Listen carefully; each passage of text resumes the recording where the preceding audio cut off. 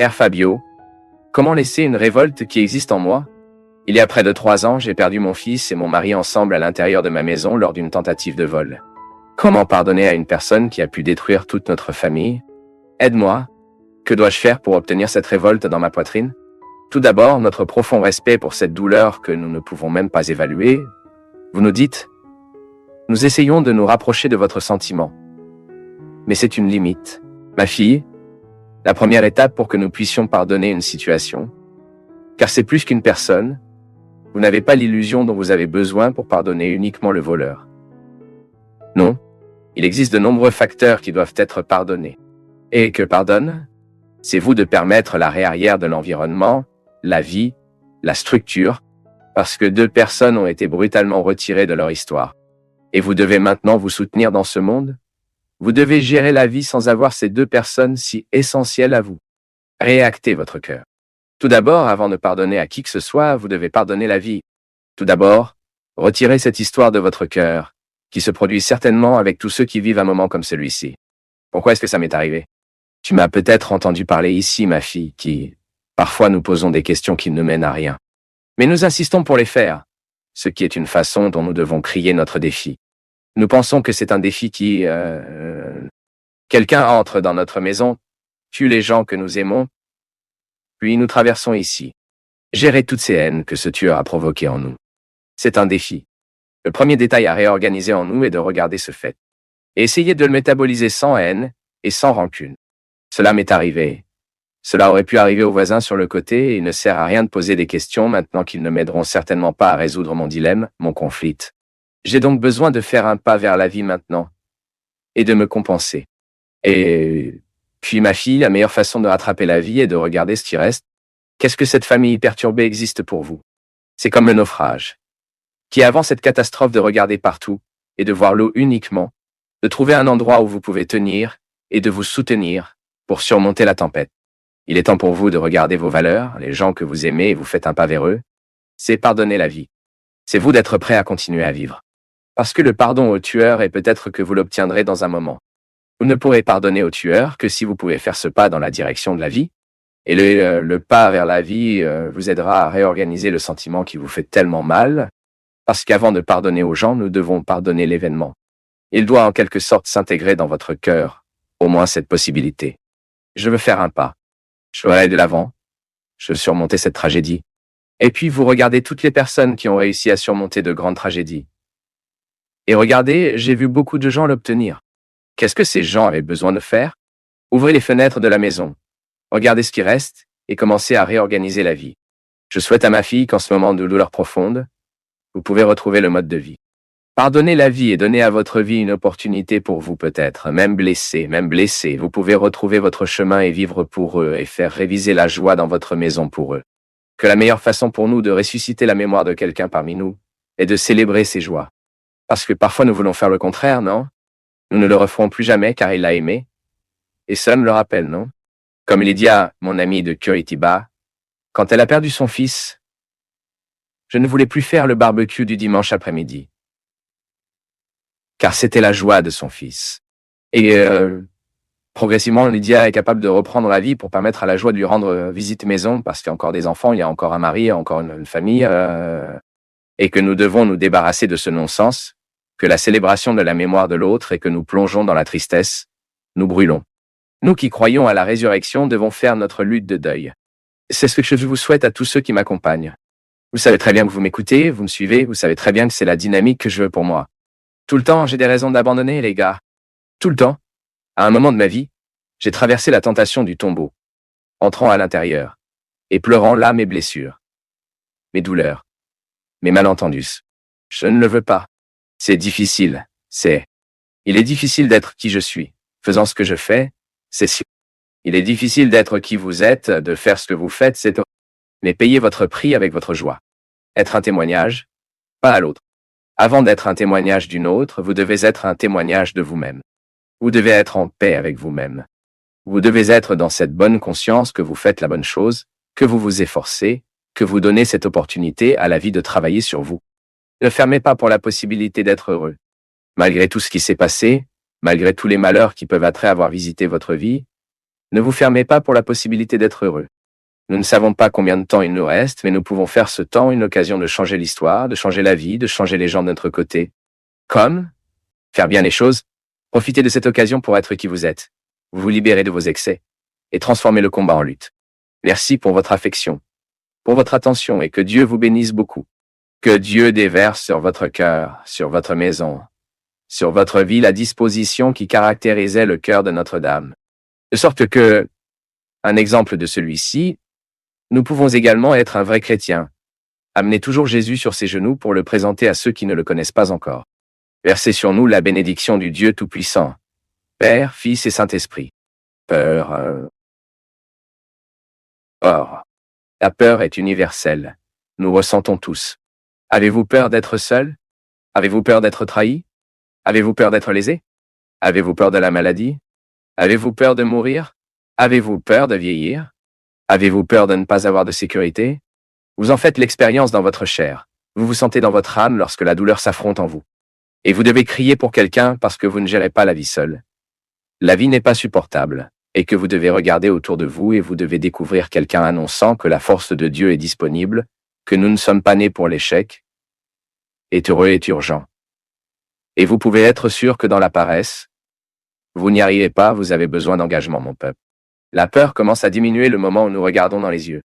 Si vous êtes perdu dans la foule, ce qui vous fait le plus peur, c'est que vous ne jetez pas de l'eau que vous réparez le vôtre. La psychologie nous enseigne que lorsque nous regardons de la bonne manière, la croyance en nous-mêmes grandit en nous. Le look est le lieu de notre sécurité.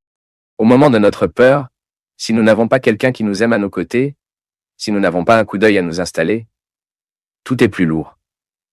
Tout est plus difficile. Vous devez vous souvenir des moments où la vie était lourde pour vous. Et à ce moment-là, dans la nouvelle de cette mort, dans la nouvelle de cette tragédie, cet échec, ce que vous vouliez le plus était quelqu'un que vous pouviez mettre dans vos yeux. Si vous êtes soudainement lent et que vous avez peur, quelqu'un tient dans votre main et dit « Ne vous inquiétez pas, je serai à vos côtés. » Alors vous parlez, mais vous n'avez pas à y aller. Elle dit « Je dois y aller, mais j'ai décidé que je serai avec toi. » Avez-vous diminué la peur? Avez-vous passé votre temps? Vous avez-vous vu comme vous êtes? Mais vous savez par expérience qu'au moment de votre changement, si vous avez quelqu'un qui vous tient sur la main, si vous avez quelqu'un qui regarde dans vos yeux, changer avec vous reste diminue plus facile la peur de ne pas être reconnu, la peur de ne pas être comprise lorsque vous faites face à quelqu'un qui a le pouvoir de prendre des décisions sur votre vie et que vous avez peur que cette décision ne soit pas prise compte tenu de la peur que vous ressentiez, les douleurs que vous ressentiez, les douleurs que vous ressentiez, les douleurs que vous ressentiez, les douleurs que vous ayez, les limites que vous avez dû limite, que vous avez dû limite en forme en bonne. Nous n'obtenons pas le succès de la grâce si nous ne surmontons pas la chaîne de peur. Pourquoi cultiver des échecs? Investissez en vous. C'était de nouveau que vous avez été conçus. Et ça, les gars, je dis sans crainte de faire des erreurs. L'investissement personnel que vous faites au moment où vous ne vous habituez pas au pilier tordu que vous avez construit, que vous avez peur de détruire. Parce que vous pensez qu'il tombera. Lorsque vous vous habituez à être une maison, non. Non. Regardez le projet initial que Dieu a réalisé. Ce n'est rien que Dieu a conçu pour vous. Vos limites ne peuvent-elles pas être entravées pour que vous atteigniez la fin de cette construction? Ne pensez-il pas petit? L'âme, l'humilité doit nous rendre petits. Mais ne pouvons-nous pas être petits devant Dieu? Et ne réalise-t-il cette grandeur que par la puissance de l'humilité? Méfiez-vous de ce que vous choisissez comme réalité de valeur dans votre vie. Méfiez-vous des décisions que vous prenez. Méfiez-vous des réponses que vous donnez au monde. Méfiez-vous des réponses que vous donnez à la réalité. Ceux qui ont besoin de savoir comment choisir la justice, la vérité et l'honnêteté. C'est ce dont nous parlons, mon peuple.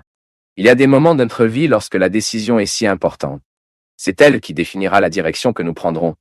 Certaines personnes choisissent ce que ce n'est pas bon. Nous pouvons choisir ce qu'il fournit. Venez à moi, tous ceux qui sont à l'échelle du poids de vos charges, que je vous soulagerai. Et ne demandez pas au grand architecte de faire des modifications des plantes pour simplifier. Non. Demandez-lui les forces à agir de la bonne façon de se rendre à l'endroit. Pouvez-vous abattre les murs? Non. Priez. Hurle sur son bord. Insistez. Criez combien vous pouvez même secouer les structures de ce mur qui vous empêche. N'ayez pas peur du processus. N'ayez pas peur du projet initial. Courir après lui. Courez derrière ce qui est honnête, ce qui est pur. Et vous n'aurez pas d'autre destination si vous ne l'avez pas fait non plus. Purifiez progressivement votre vie, votre cœur de ses excès. qui sont remplis de peur. J'ai peur d'y arriver. Donc, parce que j'ai peur d'y arriver, je m'assois et je suis désolé pour toute ma vie. Eh mon Dieu, mais c'est à 100 kilomètres d'ici. Il fait le premier pas, qu'il ne manque plus de 100 kilomètres de plus. Maintenant, si nous nous attendons à ce qui est inutile, ce qui ne nous fait pas grandir, nous ne viendrons nulle part. Combien de fois dans la vie, mon peuple, avons-nous besoin de la chute pour découvrir l'endroit essentiel, notre place? Combien de fois nous utilisons-nous la futilité de la vie? Nous passons. Perdons-nous notre temps avec la futilité? Mais alors, quand par la force du mouvement de Dieu dans l'histoire, vous découvrez. Mais c'est précisément l'apparence de Dieu fixée sur nous, pour nous convaincre que nous pouvons, que la victoire nous offre, que la victoire est devant nous, et que pour nous, nous arrivons à elle le courage de se lever.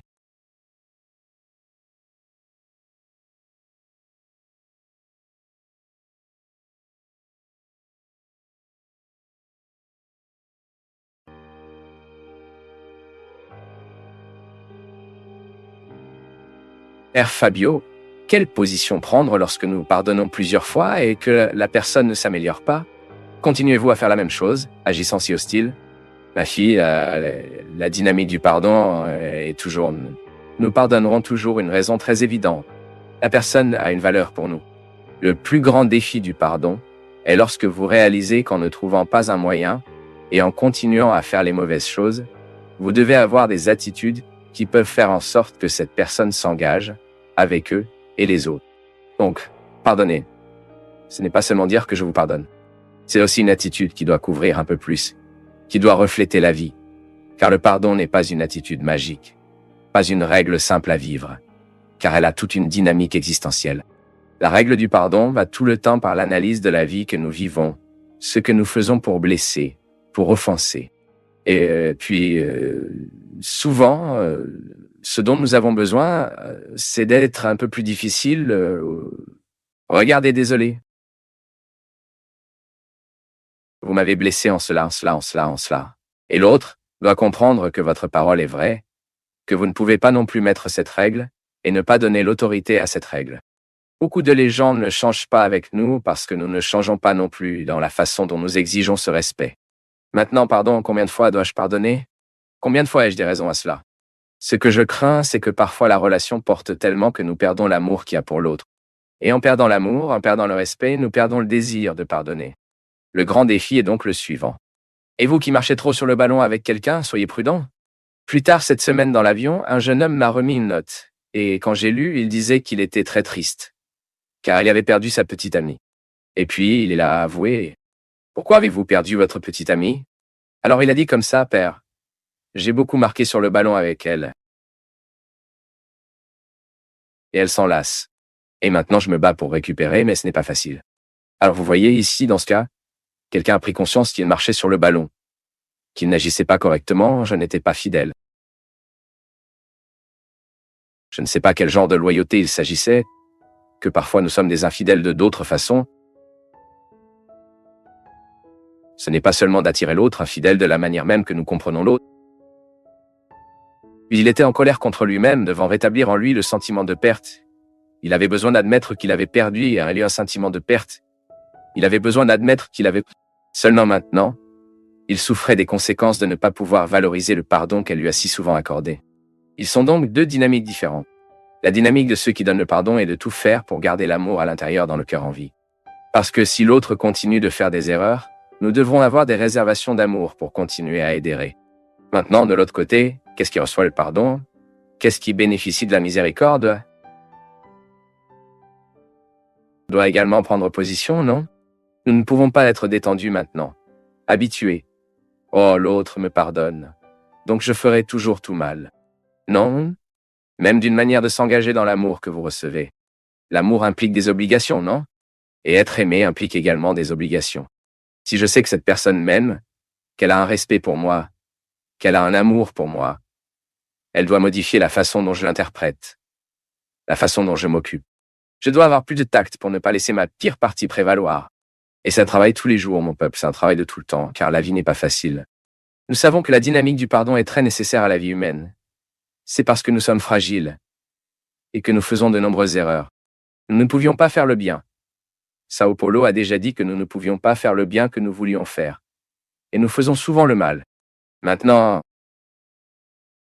est-ce que les gens ne peuvent pas être découragés, non? Nous devons toujours avoir devant nous cette expérience humaine, aussi douloureuse qu'elle soit. Cela en vaut toujours la peine. Nous ne pouvons pas être découragés de la vie. Nous devons toujours avoir ce courage pour réinventer nos significations chaque jour, nos raisons, non? Regardez ces gens que nous aimons et renouvelons notre engagement envers eux. Nos amis, vous qui êtes mariés, vous qui avez une petite amie, renouvelez nos engagements envers nos parents. C'est tellement fondamental. La vie d'une famille est plus heureuse car les gens renouvellent leurs liens. Si vous ne renouvelez pas, vous risquez de tomber dans la similitude, dans cette routine qui étrangle souvent la sensation. C'est atrophie comme le muscle, non? Si vous ne faites pas de l'exercice pour votre muscle, cela va atrophier. Le corps ne dépensera pas d'énergie sur un muscle qui ne fonctionne pas. Vous avez donc 1000 muscles sur votre bras là-bas. Je ne sais pas combien de muscles vous avez. Combien de muscles avez-vous sur votre bras? Tu ne sais pas, non? Donc, le muscle avec lequel vous vous déplacez sera plus grand que vous faites de l'exercice. C'est pourquoi la levée de poids provoque la croissance du bras, non? Parce que vous recruterez des fibres musculaires qui dormaient autrefois. Ainsi, tout le monde a le potentiel pour obtenir un muscle plus dur et plus vivant. Pour ainsi dire, plus tonique. Maintenant, mon ami, si vous allons... L'amour est la même chose. C'est un muscle que, si vous ne faites pas de l'exercice, meurt, pas de mort y est caché. Dormir là-bas. Calme dans le coin là-bas. Laissez les autres fibres fonctionner. Je ne crois pas que ce soit notre objectif de vie. Je crois que pour que nos vies aient la qualité, nous devons découvrir tout le temps les petits gestes qui peuvent faire en sorte que cette qualité se produise. L'amour que nous aimons est fait de petits gestes. C'est l'attention que nous accordons. C'est un appel téléphonique que nous faisons. L'amour de la famille, il manque tous ces exercices qui rendent la famille forte. Tout comme l'exercice renforce les muscles, l'amour renforce la famille. L'amour renforce la relation humaine. Les amis seront plus amis car ils s'aiment davantage. Maintenant, dans la dynamique de l'amour est le pardon. Parce que moi, peu importe combien je veux bien faire les choses, à quelques instants de ma vie, je ferai des erreurs avec cette personne. Maintenant, je dois savoir comment l'erreur. Et pourquoi l'erreur. Et puis, je vais commencer à faire un travail avec moi pour essayer d'utiliser ces situations qui me font mal tourner. Et puis, la vieille question arrive que je ne me lasse jamais de parler. Self-knowledge, mon peuple. Découvrez comment est son fonctionnement. Qu'est-ce qui vous agace? Qu'est-ce qui vous fait atteindre la limite? Et il commence à être discipliné pour pouvoir travailler sur ces questions. Ne vous installez pas. Ne vous laissez pas accueillir tout comme le muscle de notre corps est souvent adapté, ce qui ne veut plus faire autre chose. Ce qui se donne déjà à la faiblesse. Non, nous serons très forts, à tout point de vue. Nous aurons une disposition intérieure à aimer et à pardonner combien de fois c'est temps. Maintenant, j'en ai besoin, je dois être disposé à éviter de blesser. C'est la grande question. Nous voulons souvent que l'autre nous pardonne, mais nous n'avons aucune volonté de souligner ce qui fait mal. Ensuite, nous sommes justifiés. Je suis de toute façon une phrase qui ne nous convient que la mort. Écrivez là-bas dans le défunt et parlez je suis comme ça. Et le défunt a le droit d'être de toute façon. Il ne fera que changer en pire. Il annulera tout là-bas. Maintenant, combien de fois je trouve des gens qui justifient leurs comportements agressifs derrière. Ne plaisante pas avec moi parce que je suis de toute façon. Je suis explosif. Je suis ça. Je suis ça. S'il vous plaît. Mais vous n'avez pas besoin d'être une vie comme ça. Soit vous êtes tellement incapable de traiter avec vous-même, soit vous y êtes tellement malade de faire face à vous-même.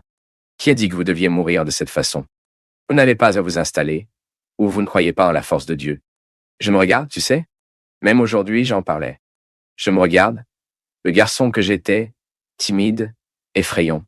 Je suis toujours timide aujourd'hui, mais je le porte sous contrôle. Parce que ma mission me demande cela. Je n'ai pas le droit d'être un prêtre bâillonné dans mes peurs, mais ma mission n'a pas de qualité.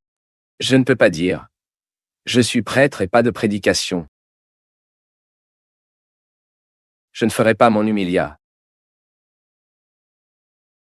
Je ne guiderai pas les gens. J'ai donc besoin de faire ma lutte personnelle contre mes faiblesses et en faveur de mes vertus. Donc vous voyez ce mot que je suis comme ça, pas muet, ne sert qu'à ceux qui sont morts. N'admettez pas que vous utilisez cette expression pour vous justifier. Ne justifie pas vos erreurs. La pire chose que vous ayez, c'est que vous vivez avec une personne qui ne suppose pas qu'il avait tort et justifie tout le temps pour elle-même et pour les autres, parce que qui a fait une erreur. D'accord, le pardon est là pour être donné, à offrir. Mais nous devons savoir que le pardon doit nous motiver à des attitudes concrètes du changement. J'ai besoin de pardonner plus et d'avoir moins besoin d'être pardonné. Ceci est notre projet de vie. Parce que lorsque Dieu change nos cœurs, il nous donne beaucoup de volonté de pardonner, nous donne de la force.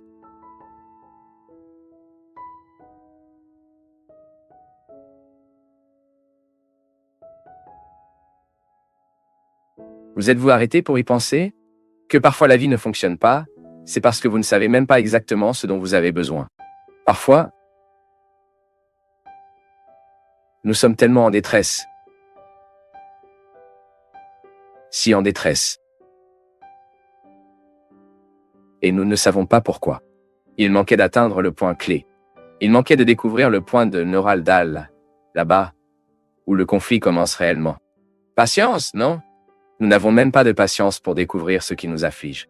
La science est un mouvement intérieur qui nous fait. Je crois qu'elle a le pouvoir de nous faire réaliser la vie, les délices du temps.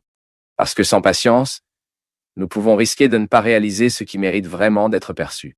Plongez dans le cœur de la patience. Percevez la rareté de la vie. C'est tellement beau en nous quand nous sommes conscients de réaliser ce qui est rare dans la vie. Parfois, nos yeux précipités ne nous conduisent pas au cœur de cette rareté. Mon peuple, parfois, nous sommes si négligents dans la perception de cela que parfois nous gaspillons 1 mois, 1 an, 10, 20 000. Mettre notre engagement à une réalité qui n'était même pas pour ce moment. Et c'est pourquoi il est si intéressant de développer la capacité de dire non et de dire oui. Que ce soit une compétence que seule la maturité nous apporte. Que parfois, parce que nous sommes immatures, nous ne savons même pas comment dire non. Nous ne savons pas comment regarder les urgences du temps. Nous vivons donc pour plaire à l'autre. Non. Avant de plaire à l'autre, vous devez réaliser ce que la vie vous demande. Parce que pas toujours ce que l'autre, ce que vous pouvez faire pour plaire à l'autre, est conforme à ce que la vie vous demande. Même si nous grandissons, nous devons avoir le courage de couper plusieurs choses. Plusieurs fois, nous tuons nos vies, ou tuons l'opportunité de bien vivre, parce que nous ne sommes pas en mesure de faire la bonne lecture de l'heure qui nous demande. Parce que c'est de toute façon. Chaque jour, le temps nous demandera quelque chose. Et est-ce un regard attentif que nous nous donnons cette condition, cette clarté de réaliser ce que mon nom crie aujourd'hui? Comment m'appelez-vous vraiment aujourd'hui? Quelle est la réalité aujourd'hui qui est inévitable? C'est intéressant car parfois notre mode de vie nous prive même de cette perception. Nous sommes très étranges pour nous. Ce n'est pas étrange pour l'autre. Non. C'est étrange pour nous-mêmes. Et étrange pour nous-mêmes. L'Écriture sacrée dit, le temps de tuer, le temps de faire naissance. Tout dépend de la perception vive dont nous devons avoir à regarder le moment présent et à découvrir ce qui mérite vraiment notre engagement. Combien de fois ai-je, dans ma vie, travaillé au mauvais endroit, dans la mauvaise question? Et puis, il n'y a aucun moyen d'être heureux. Il n'y a aucun moyen de trouver un contentement en sachant que mon engagement n'était pas là où j'aurais dû me consacrer. Il n'y a aucune possibilité que je me sente épanoui, de me sentir bien dans mes choix. Parce que ce qui va faire avec lequel je me sens bien, c'est regarder le contexte de mes choix et être à l'aise avec ce qui a été choisi. Il y a des moments où la vie elle-même vous montre la nécessité de pleurer. Pour jeter leurs excès, ne pas avoir peur de la tristesse. Permettre à cette tristesse de tomber en nous dans leur richesse et de nous aider à trouver la pierre précieuse que seule la souffrance pourrait nous conduire à savoir. Vient ensuite le rire. Le rire n'est pas né par hasard. Le sourire est le résultat de la larme bien pleurée. Le sourire est le résultat final d'un processus de combat que nous avons établi. Pour observer jour après jour quel est l'engagement ce jour-là. Ce que je dois faire aujourd'hui pour avoir le droit de la sourire demain. Et c'est bien, tu sais pourquoi. Que lorsque nous dépensons la pénue en sachant que ce sera constructif, peu de sourires naissent tout au long de ce processus. Lorsque nous parlons d'un sourire final, c'est juste la métaphore d'un processus de bien-être, et bien que nous sommes parfois sans âme. Le corps a besoin d'âme. Oui, j'ai besoin de soutenir ma vie. J'ai besoin de signifier mon sujet. J'ai besoin de mettre l'âme dans tout ce que je suis, même dans la maison où je vis. Je quitte toujours la maison et maintenant je suis resté à 17 jours de chez moi. Et la vie m'a appris que la maison n'est pas un groupe de murs. La maison est un sentiment qui me vient à l'esprit. Ce n'est pas seulement une construction de matériaux, non. Et comment nous réalisons que nous ne nous aimons pas lorsque nous nous identifions dans notre façon de vivre et d'être des comportements qui dénoncent que nous ne prenons plus soin de la vie, que nous avons fait de mauvais choix et que nous n'avons pas fait beaucoup d'efforts pour changer, que nous nous sommes endormis avec les déchets tous les jours, et que nous avons fait de nos cœurs un dérangement où toutes les ordures du monde ont été déposées. Cette petite partie, la petite partie du commandement et le défi, il est très facile pour vous de déplacer la vie de l'autre. La chose la plus simple que vous ayez, parfois lorsque nous allons à un rendez-vous à droite, vous continuez à écouter le prédicateur parler, mon Dieu. Mais Comadre Geraldo devait être ici. Les gens... Mais c'est tout ce que Comadre Geraldo avait besoin d'entendre. Les gars, ce n'est pas... Toujours frappe, vous voyez? Waouh, tu étais là. Voici Comadre Geraldo, Benedita, et autres, non? Non, je ne veux pas savoir ce que votre voisin a besoin de ma parole, non, non. Et même vous qui êtes à la maison, vous voyez, l'appelant le comadre pour qu'elle puisse regarder. Non, je ne suis pas un peu inquiet de ce que vous... passe. Je ne veux pas savoir à quel point vous priez. Je ne veux pas savoir à quel point vous allez à la masse. Ça s'en moque aujourd'hui. L'amour à Dieu, nous parlerons à un autre moment. La première nuit de ce camp n'est ni pour la première, ni pour la deuxième question.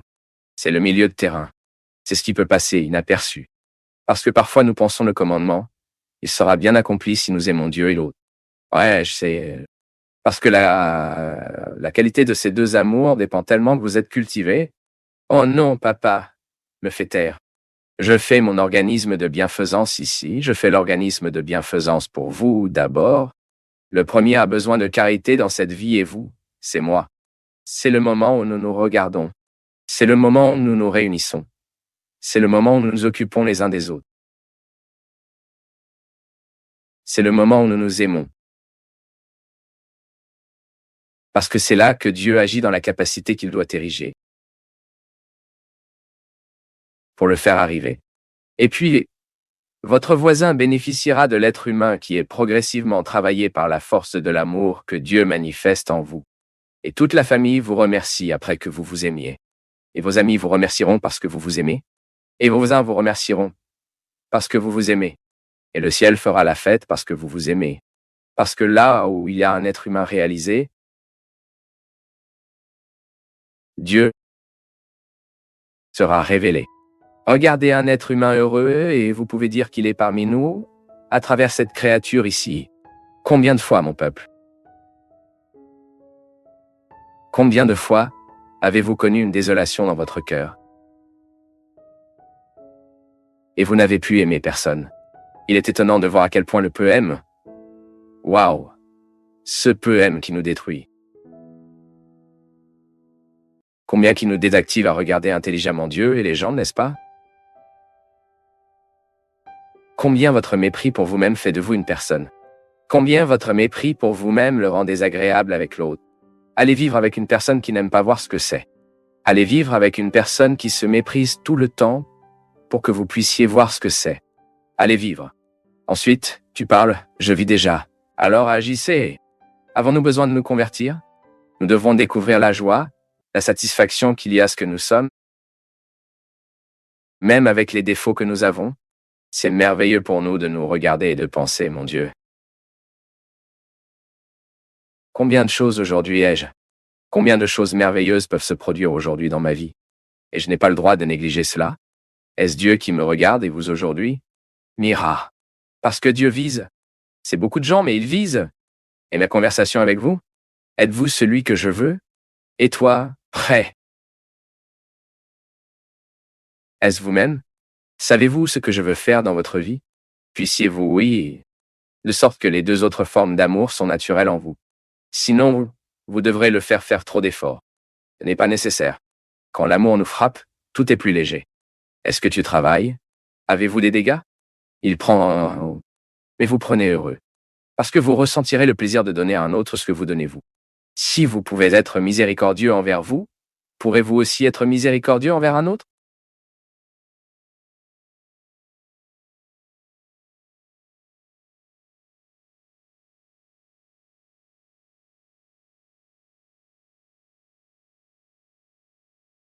Chacune de ces vidéos est une construction, et ceux qui restent jusqu'à la fin participent à la soutenir. Si ce contenu a résonné en toi, laisse un commentaire, partage, abonne-toi et bien sûr, mets un j'aime. Et jette aussi un œil au lien dans la description. Il y a d'autres chemins à explorer. Merci beaucoup, une grande accolade, et à très bientôt.